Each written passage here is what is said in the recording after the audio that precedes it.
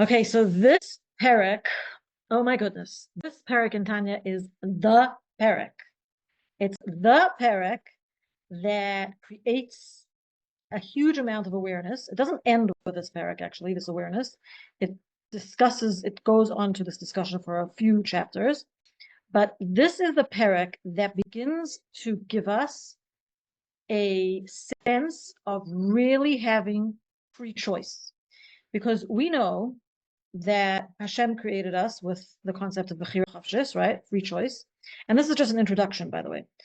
This is not what the Alter Rebbe says in Tanya, but I'm just giving this as an introduction because self-awareness is what actually gives us this free choice. Let's say if a person is not showing up in the way that they should be showing up or in the way that they want to be showing up, but they're not sure why and they're stuck, then that really is not real free choice because you're not understanding the choices that are in front of you.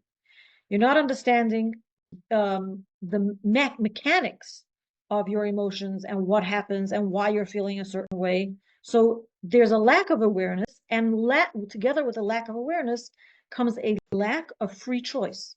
So this is where the Tanya, the Alter Rebbe, begins discussing the mechanics, really, of the animal soul in this chapter.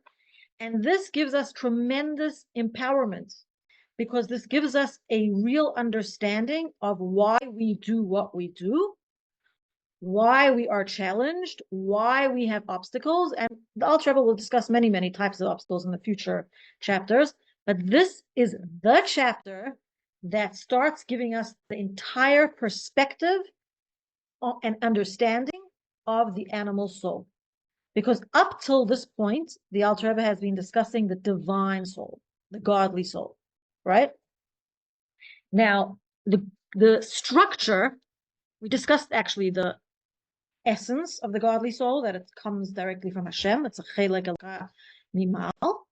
We also discussed the structure of the godly soul, that it's divided into 10 attributes, 3 of them being intellectual and 7 being emotional attributes. And we discussed the expression of the godly soul through thought, speech, and action. And the last chapter was specifically about Torah learning, expressed through the godly soul. But now the Alter Rebbe is going to explain how the workings of the animal soul happen. And the animal soul follows the same structure as the godly soul, but opposite, because the Alter Rebbe actually starts this chapter off by telling us that for everything that Hashem created, he creates a counterpart, like an opposite. And we're going to gain a greater and deeper understanding of what this counterpart actually is all about. Now, just as in the godly soul, there are 10 attributes and 3 garments to express the godly soul, right? So too, the animal soul also has 10 attributes and 3 garments which express it, but the source of the animal soul is different. And the Alter Rebbe introduces us in this chapter to the concept of klipa. Klipa is something which conceals godliness, okay? This is one thing that we're going to discuss. And also, we're going to discuss how in the animal soul, the relationship between the intellect and the emotions is a little bit different than in the godly soul. In other words, in the godly soul, there's the intellect and emotions and a relationship between them. In the animal soul, there's also intellect and emotions and a relationship between them, but the relationship is slightly different. Okay, so firstly, we've got to understand some concepts. So we already said that the godly soul comes from Kedusha, comes from holiness. So we've said this many times in this class, and it bears repeating, that what is Kedusha actually? What is holiness? Holiness reveals Hashem. Anything that reveals godliness is holy, is considered to be holy. So everything in this world which is subjugated and annulled to Hashem and is in harmony with Hashem's will is kedusha, holiness. So what's included in this category are the mitzvahs that we are required to perform. All the mitzvahs, when you perform a mitzvah through the garments of your godly soul, right, through thought, speech, and action, you are actually revealing kedusha. You're revealing Hashem, and that is kedusha. So kedusha is godliness revealed. It's like a window without a curtain that you can see right through. You can see the godliness. Okay. Klippa, on the other hand, you see, now this is the amazing part about this chapter, because we automatically, when we say the word klippa, we think bad. Klippa is bad. In this chapter, the Alter Rebbe is going to discuss the animal soul, begin discussing the animal soul, and how the source of the animal soul is from klippa, but he's also going to explain how klippa is not inherently bad. Because everything in this world that does not reveal godliness is considered unholy. So we have to actually train our brains now to think a little differently. Because when we think unholy, we usually think about that demon with the horns coming out of his brain, and something really, really bad. Well, guess what? That your animal soul is actually really a good thing. First of all, it's a creation from Hashem that came from Klippa, and we're going to explain why Hashem created Klippa and why it's a good thing. Your animal soul is found in your blood. That's what the Alter Rebbe tells us. In other words, it gives us life. It's a life force. In addition to that, your animal soul is your personality. Now, a person, it is who you are. It's true that our real, true identity is our godly soul. That aligns us with Hashem. And we always have to have the intention to let the godly soul dominate. But truthfully, you were born with an animal soul that is your personality. You know how we say nature versus nurture? The nature part is the animal soul. Now, some of your personality is not bad. It's not bad. You may have a lot of positive traits in your personality, but they don't necessarily reveal godliness. You may be able to do a lot of good things with these positive traits. They are not necessarily revealing godliness, because Klippa, the source of the animal soul, sees itself as something independent of God. And that is actually how Hashem created Klippa. Why did Hashem create Klippa? It's a creation, right? Because everything in this world Hashem created. Why did he create Klippa? So Hashem really created Klippa, not because Hashem loves Klippa or likes it, even, but as a means to an end. Hashem gave Klippa the ability to conceal godliness, gave it very limited vitality, and it's always searching for more. That's why it always is there waiting to trip us up. But Hashem created Klippa as a means to an end, firstly for us to overcome the Klippa, to overcome our negative impulses, right? That definitely conceal God. Because in order for us to create a dwelling place for Hashem in this world, we have to bring godliness or reveal godliness in the lowliest realms. And also for us to have free choice. If there would not be any Klippa, we would not have this free choice. We would just, like a tzaddik, our goal is not to become a tzaddik. Our goal is to become a Beinoni of Tanya, right? As Tanya describes. Because a tzaddik actually was created and was put into this world to reveal godliness, to show us godliness revealed. But a tzaddik doesn't have to overcome his animal soul. That's not his challenge. That's not what he has to do. A tzaddik has a different purpose in this world. But we who have animal souls that are derived from Klippa, and we will discuss soon what kinds of Klippa, because there are different types. Also, Hashem created the Klippa with a means to an end, for us to overcome it, and gave it very limited vitality, but it is still a creation of God. So the result is that everything that is Klippa feels independent from Hashem. In fact, the source of conflict between the two souls, the divine soul and the animal soul, what is the source of conflict? Is that a person, our default setting, right? Because our animal soul is really our default setting. A person sees himself as the center of the world. He feels that he's important. He feels superior, right? He believes that he is independent. He forgets momentarily that his life is completely dependent on Hashem because it's not always so apparent. And this results in negative traits and also results in separation from Hashem through sinning. So there's actually a story in the Gemara about a man who was very haughty and arrogant, and he was actually very ugly. That's what the Gemara tells us. He was very ugly because of his spiritual state, which is quite interesting that a person can be ugly because of a spiritual trait. So it just goes to show you that really your outward appearance reflects like your innermost worlds. And a sage of the Gemara said to him, "How ugly can you be?" Now that sounds very rude, right? Like, what do you mean? What is this guy asking him? Like, we should like really have compassion for a person who's not very, who's deformed or not very pleasant to look at, let's say, right? And what he answered was, he said, "Don't ask me, ask my maker." And in saying this question, some of his ugliness lifted, the Gemara tells us, because this person had been so separate from God. In other words, the sage told him, "Do you take responsibility for your ugliness as well? Like you feel so independent that is your ugliness also your doing? Are you a self-made person?"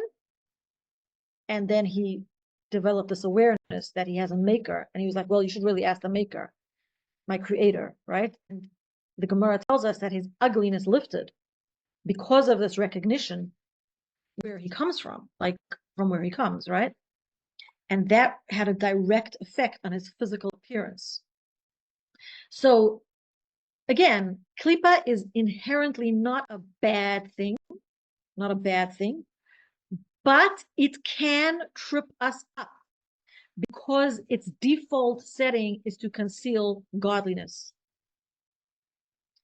Okay, now let's discuss for a moment the relationship between the intellect and the emotions in both souls.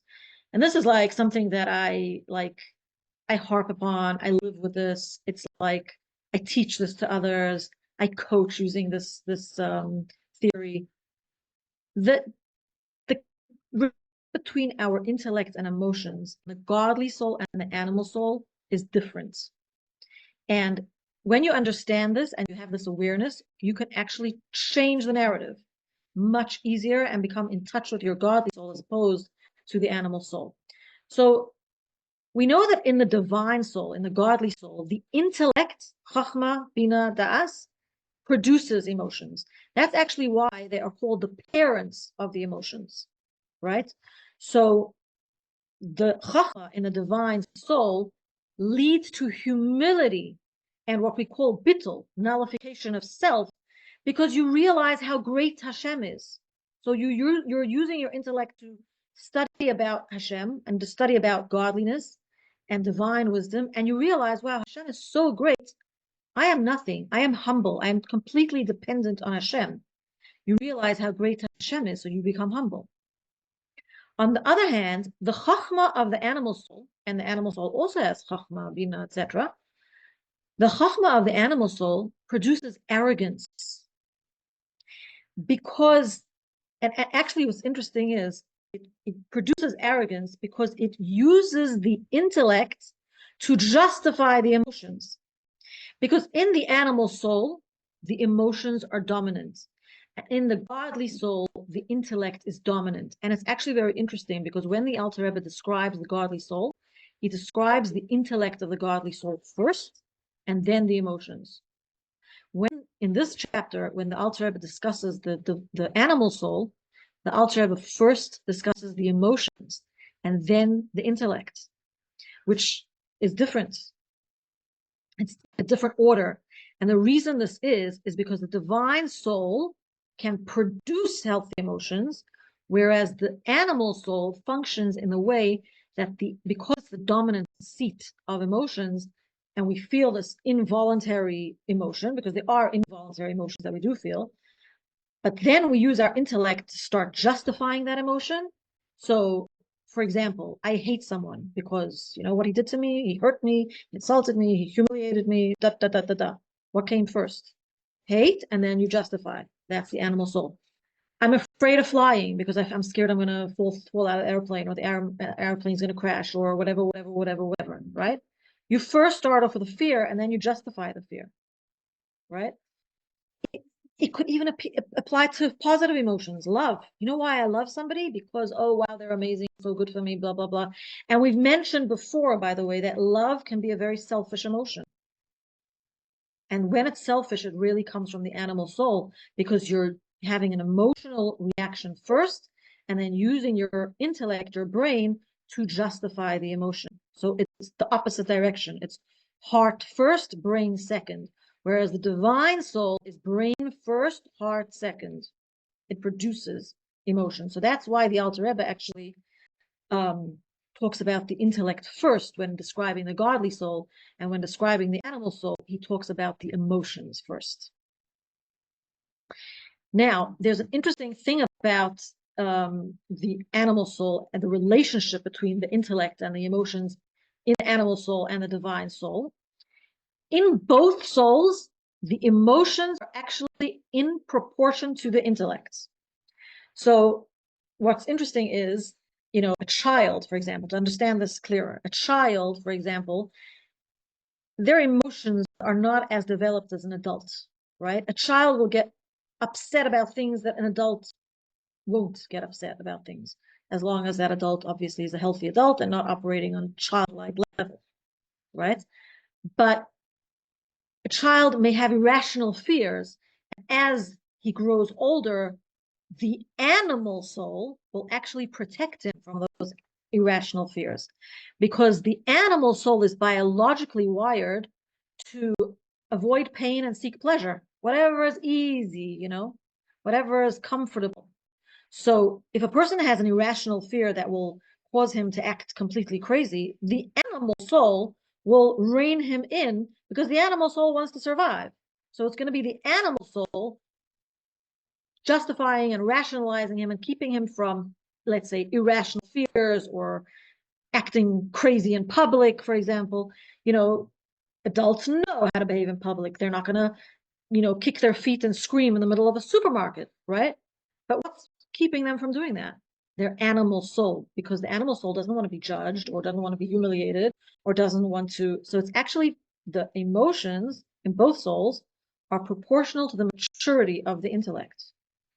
And even in the godly soul, as you grow older, the more refined your intellect becomes, and the more refined in proportion those emotions become as well, that are being produced as a result of the intellect, right?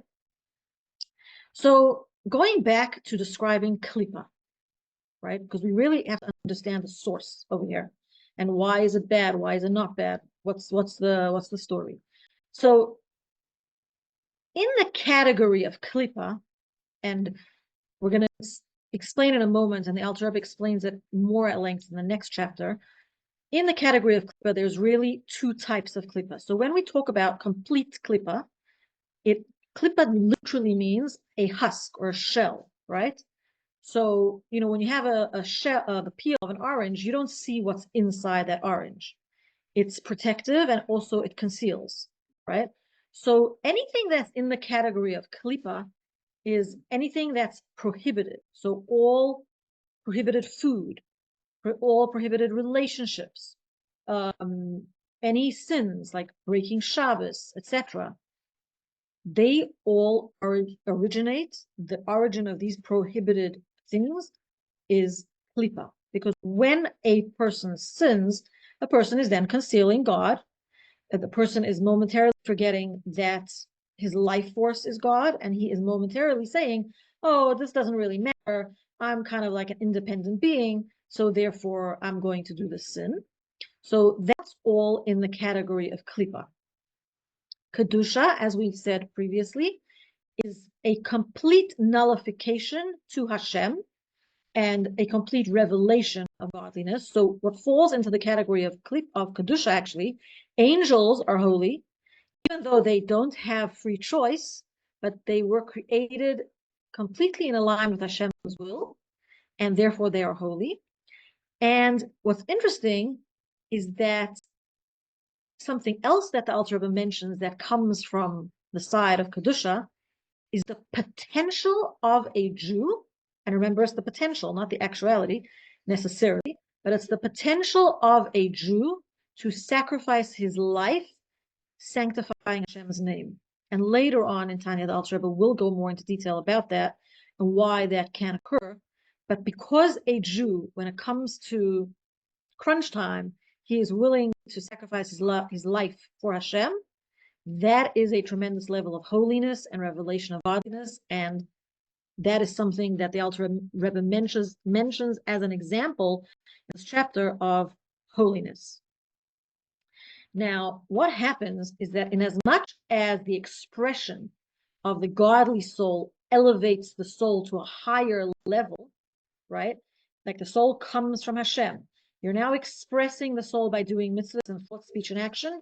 You now elevate your soul to a higher level, to the will of Hashem, not only coming from Hashem, right? So through doing mitzvahs, we actually elevate our soul to a much higher degree than its actual source.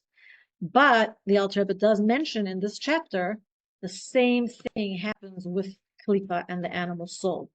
So the animal soul, when we express it in a negative way, can drag us down to the level of pure klipa. And why drag us down? Isn't it already on the level of klipa?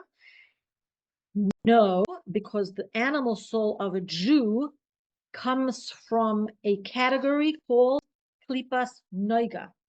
So now we have something in the middle. You see, we said Kedusha reveals Hashem. Klipa conceals Hashem.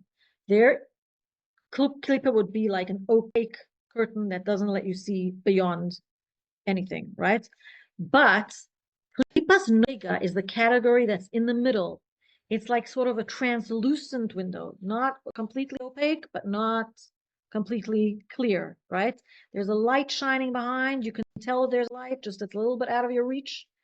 With klipas noiga being the source of the animal soul, and this is exactly why the animal soul is not a bad thing, because it could trip you up and it could also help you elevate your soul. In other words, it could either be dragged down to the level of complete concealment, which is klipa, the three impure klipas, the Alter Rebbe calls it, which is done by sinning, or having sinful thoughts, speech, and action. Or if we use our animal soul as an ally, we use the positive traits of our animal soul. We collaborate with our animal soul to do mitzvahs, right? Because just on a very superficial level, like, oh, the animal soul would rather sleep. But no, now it's time to light Shabbos candles. So you subjugate your will, which wants to sleep, to the will of God, and you use your animal soul to actually light the candles and give tzedakah and eat matzah on Pesach and everything, right? Because remember that the animal soul is in the blood, in the body. Then what you're doing is you're elevating your animal soul to a level of holiness. So what's really, really beautiful about this chapter is that most people think that they have good and bad in them. Like the godly soul is good, the animal soul is bad. And the truth is that the Alter Rebbe introduces us to the concept in this chapter that even klipa doesn't necessarily have to be bad. It's a creation of Hashem. It has a purpose, and it actually could be good if used correctly. And how do we use it correctly? By developing this awareness of how the emotions connect with the intellect in both the animal soul and the godly soul. So when you are in reaction mode, or you're not showing up as you would want to be, or your actions are not in alignment with your values, which are godly, the question to ask yourself is, how do we change this direction? And with this awareness, it is much easier to change directions. And the Alter Rebbe elaborates on this discussion in the next couple of chapters as well. Any questions? I see some people shaking their head. I see some people nodding. So. Yeah.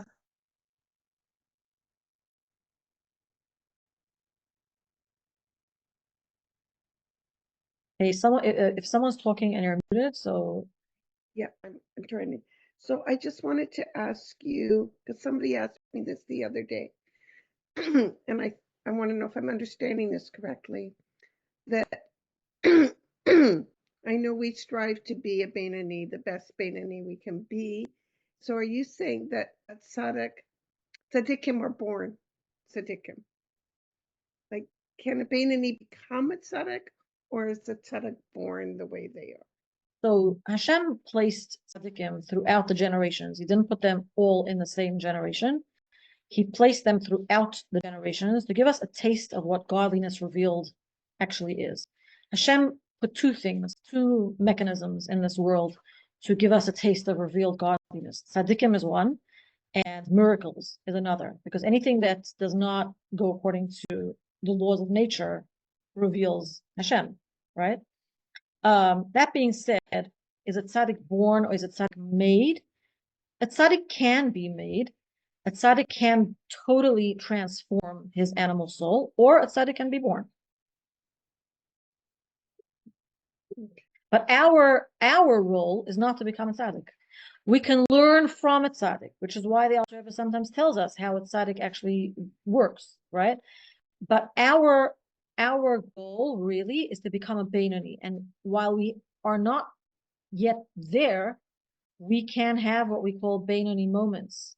So any moment that you overcome your animal soul's impulses of acting in a way that is separate from God, acting in a way which emphasizes an identity that's separate from God or justifies your emotions, you are actually having a Beinoni moment. And I will go so far as to say, and the Alter Rebbe says this later on in Tanya, that we sometimes think in terms of actions, actually, like, oh, you didn't want to do a mitzvah, now you did a mitzvah, so you overcame your animal soul or your evil inclination, and you are now in alignment with Hashem's will. So great, you had a Beinoni moment, you revealed godliness, which is true.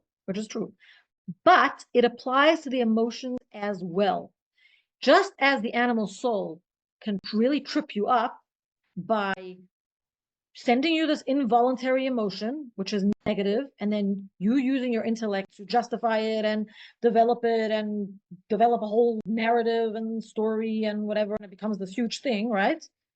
If you overcome that, and you later on in Tanya it says that the Beinoni pushes these away these emotions with two hands and replaces them with different emotions. How does he do that?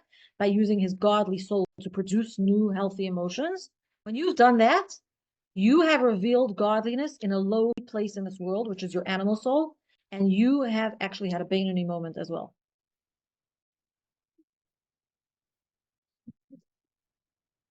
Thank you. That's very helpful. So it's like the awareness. The awareness is what's so important, and that's why I love this parak, because this parak really gives us an awareness of what's going on. Hannah, this is parak 6, right? Yeah, 6. Yeah, chapter 6. Yeah, it's like the chapter that introduces us to us. Mhm.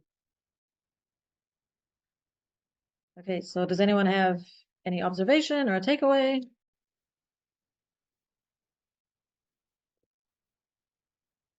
Okay, so I'm going to end the recording.